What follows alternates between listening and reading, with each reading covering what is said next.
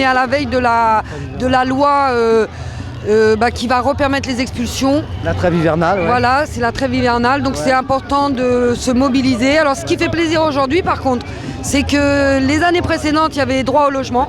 Ouais. Et que là, enfin, on commence à voir les travailleurs sociaux qui sont sur le terrain. Il y a les travailleurs sociaux qui en ont aussi marre, parce qu'on leur envoie les familles suite à des expulsions. Elles ne savent pas quoi faire.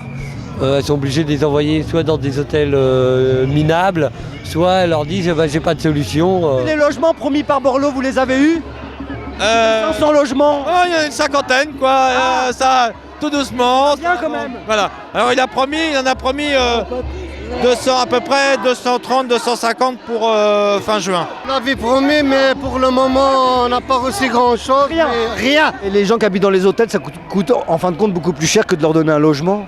Oui, il y a deux choses. Il y a des hôtels pas très chers, mais qui sont au mois. Ouais. Et il y a surtout les hôtels qui sont devenus très chers et qui sont le seul endroit où on reloge les personnes expulsées. Alors ça, c'est absolument scandaleux. Ça profite à des marchands de biens qui louent des chambres de 10 mètres carrés à 900 €, 1000 €.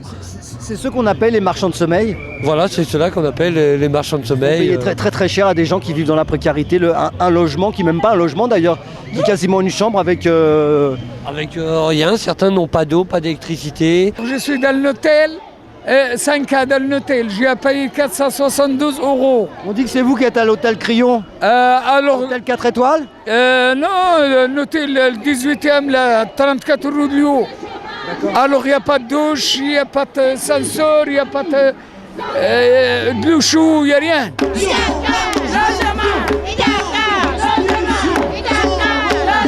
Pourquoi vous soutenez, vous, la cause des sans-logis? Parce que je ne comprends pas qu'il y a des gens on est en 2004, il y a de l'argent qui est foutu en l'air par le gouvernement, alors que pour construire des appartements pour des sans-logis. Les gens, c'est pareil. On peut l'interviewer? Oui, ça lui fait plaisir d'avoir... comment il s'appelle? C'est pas le micro, là. Il aime pas les micros. Je